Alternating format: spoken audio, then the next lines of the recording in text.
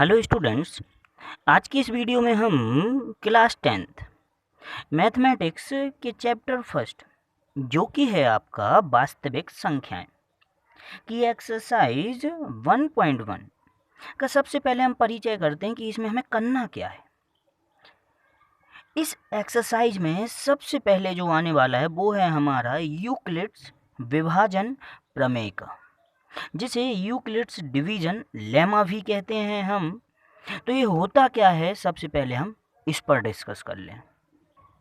तो छोटी क्लासों में हमने जो ये सूत्र सीखा हुआ है कि भाज्य बराबर भाजक गुणा भागफल प्लस शेषफल, यही हमारा यूक्लिड विभाजन प्रमेय का होता है। बस अब हमें इस सूत्र में भाज्य को शॉर्ट में ए, भाजक को वी, भागफल को क्यू और शेषफल को आर लिखना है, जहां r greater than and equals to 0 और लेस देन बी, यानी कि आर का जो मान होगा वो 0 से या तो बड़ा होगा या उसके बराबर, लेकिन आर से और जो बी से छोटा होगा।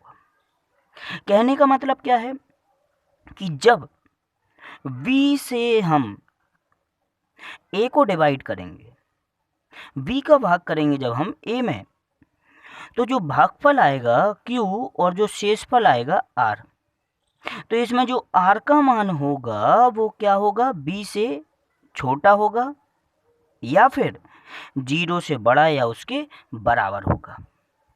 जैसे एक एग्जाम्पल हम यहाँ लेके चल रहे हैं कि हम 7 से 26 को डिवाइड कर रहे हैं। तो 7 से हमने 26 को डिवाइड किया, 3 बार में गया 21, शेषफल आया 5।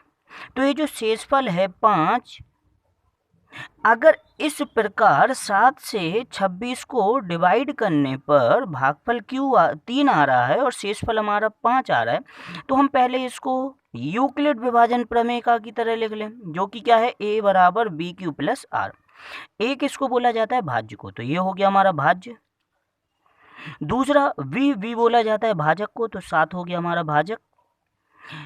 क्यू बोला जाता है भागफल को, तो 3 हो गया हमारा भागफल, और 5 बोला जाता है शेषफल को, तो ये हो गया हमारा शेषफल। तो अगर इस प्रक्रिया को हम यूक्लिड विभाजन प्रमेय की तरह लिखें तो क्या लिखा जाएगा, a 26 बराबर v, ये हमारा 7, यहाँ 7 लिखा गया, गुणा क्यू हमारा 3, तो यहाँ गुणा 3 प्लस शेषफल 5, तो यहाँ 5। तो जब भी कहा जाए कि किसी संख्या से दूसरी संख्या में भाग देने पर जो भागफल और शेषफल आ रहा है उसको हम यूक्लिड विभाजन प्रमेय की तरह लिखिए, तो इस प्रकार से हम लिखेंगे भाज्य को यहाँ, भाजक को यहाँ, भागफल को यहाँ और शेषफल को यहाँ। इस तरह से हमें लिखना है। अब आती है हमारी यूक्लिड विभाजन प्रमेय की परिभाषा होती क्या है। ये होती है दो धनात्मक पूर्णांकों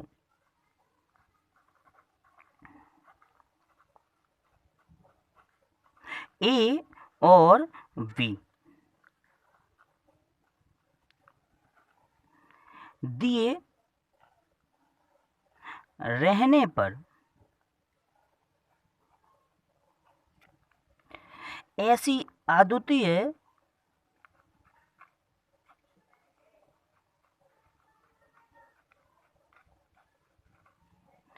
पूर्ण संख्याएं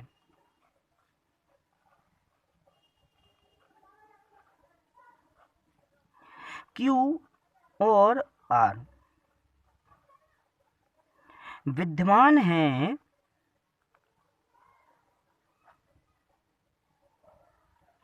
कि a बराबर वी क्यू प्लस आर, जहां r greater than and equals to 0 लेकिन लेस देन b। ये होती है हमारी यूक्लिड विभाजन प्रमेय की परिभाषा। मतलब दो धनात्मक पूर्णांक अगर a और b दिए गए हैं हमें, तो ऐसी उनके लिए ऐसी अद्वितीय पूर्ण संख्याएं q और r विद्यमान होंगी कि जब a बराबर वी क्यू प्लस r रखा जाएगा तो दोनों पक्ष हमारे कैसे आएंगे, समान आएंगे, जहां r का मान 0 से बड़ा या उसके बराबर और b से छोटा होगा। नेक्स्ट टॉपिक आता है हमारा यूक्लिड विभाजन एल्गोरिथम। तो जो यूक्लिड विभाजन एल्गोरिथम होता है तो वो कुछ नहीं है, यूक्लिड विभाजन एल्गोरिथम हमारा यूक्लिड विभाजन प्रमेय का पर ही निर्भर करता है। यूक्लिड विभाजन एल्गोरिथम का उपयोग हम दो दिए गए पूर्णांकों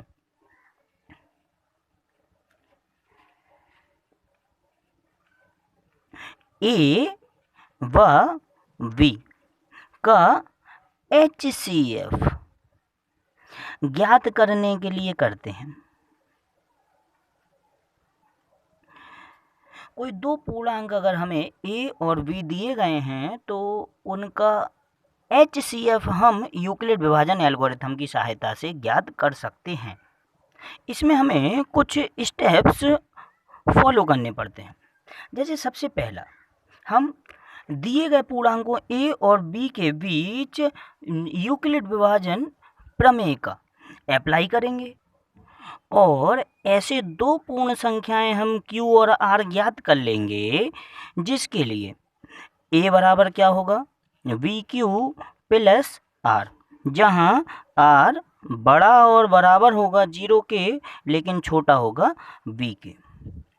दूसरा स्टेप हमारा क्या रहेगा, अगर पहले स्टेप में जो हमने किया यूक्लिड विभाजन प्रमेय का लगाई, अगर वहाँ हमारा r बराबर क्या आया है 0, अगर r बराबर 0 आ रहा है तो ऐसी स्थिति में जो b का मान होगा वही हमारा क्या हो जाएगा, HCF। तो हमें HCF पता चल जाएगा, लेकिन कब, r का मान जब 0 आ रहा हो। यदि r बराबर ना हो 0 तो हम क्या करेंगे, तब हम जो हमारा b और r आया है इन दोनों के बीच हम दोबारा से यूक्लिड विभाजन प्रमेय का लगाएंगे। b व r के बीच पुनः यूक्लिड विभाजन प्रमेय का लगाते हैं।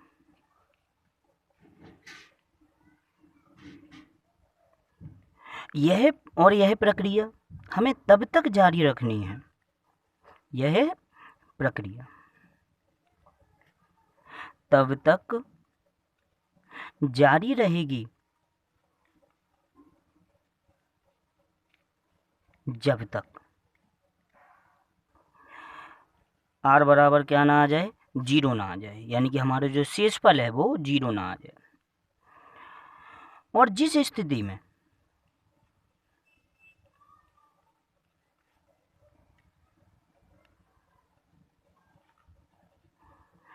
r बराबर 0 हो जाए वहाँ b बराबर हमारा क्या हो जाएगा, HCF। जैसे कि एग्जाम्पल हम यहाँ पर लेकर चल रहे हैं कि 135 व 225 का HCF यूक्लिड विभाजन एल्गोरिथम का उपयोग करके ज्ञात कीजिए। तो हमें 135 व 225 का HCF ज्ञात करना है। तो दोनों में हमने चेक किया कि कौन बड़ा है, तो यहाँ 225 बड़ा है 135 से, तो जो बड़ा होगा वो हमारा हो गया a और दूसरा हो जाएगा b। तो a बराबर हो गया हमारा 225 और b बराबर हो गया हमारा 135। तब 135 से हम 225 को डिवाइड करेंगे, 135 225 एक बार में भाग जाएगा हमारा 135 और शेषफल हमारा आया है इस बार 90। तो यहाँ लिख लिया गया कि यूक्लिड विभाजन प्रमेय का की तरह इसे लिखने पर यूक्लिड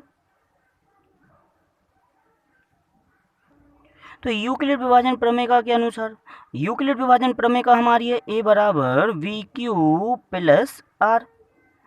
ये बोला जाता है भाज्य को। ये हो गया हमारा भाज्य 225, तो इसकी तरह हमने लिखा 225 बराबर v भाजक 135 गुणा q भागफल हमारा 1 प्लस r शेषफल हमारा 90। अब HCF कब बोला जाता है? यूक्लिड विभाजन एल्गोरिथम के अनुसार जब r का मान 0 आए तब b को हम HCF कहते हैं, लेकिन r का मान अभी क्या है 90। चूंकि r बराबर कितना है 90, अतः पुनः यूक्लिड विभाजन प्रमेय का हम लगाएंगे यहाँ पे। लेकिन यूक्लिड विभाजन प्रमेय का जब हम दोबारा से लगाएंगे तो हमें किन किन के बीच में लगानी है? एल्गोरिथम के अनुसार यूक्लिड विभाजन प्रमेय का हमारी लगेगी 135 और 90 के बीच में। इन दोनों के बीच में v और r के बीच में लगनी है, तो यहाँ से जो 135 है वो इधर आ जाएगा, वो बन जाएगा हमारा a, और जो शेषफल होगा वो बन जाएगा हमारा b। तो इस बार हम 90 से भाग करेंगे 135 को। 90 से हमने भाग किया 135 को, ये जाएगा हमारा एक बार में, और शेषफल आया हमारा 45। इसको भी हमने किसके अनुसार लिख लिया? यूक्लिड विभाजन प्रमेय के अनुसार।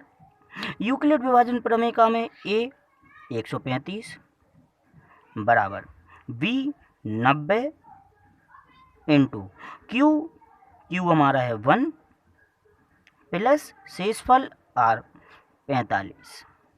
ये लिख लिया हमने। अब दोबारा से अगर देखें तो पुनः हमारा r का मान क्या नहीं है? 0 नहीं है, तो लिख लिया गया। चूंकि r बराबर नहीं है, सॉरी जी बराबर है 45, r बराबर है 45, तो पुनः यूक्लिड विभाजन प्रमेय के अनुसार दोबारा से हम यूक्लिड विभाजन प्रमेय लगा देंगे, लेकिन इस बार हमारा b क्या है 90 और r क्या है 45। तो इन दोनों के बीच में हमारा यूक्लिड विभाजन प्रमेय लगेगा। इस बार हमारा 90 आ जाएगा, यहाँ 90 बन जाएगा हमारा भाज्य और 45 हो जाएगा भाजक। 45 से हमने भाग किया 90 में, 2 बार में गया, यही हमारा क्या आ जाएगा 45 दूनी 90, और शेषफल क्या आ गया 0।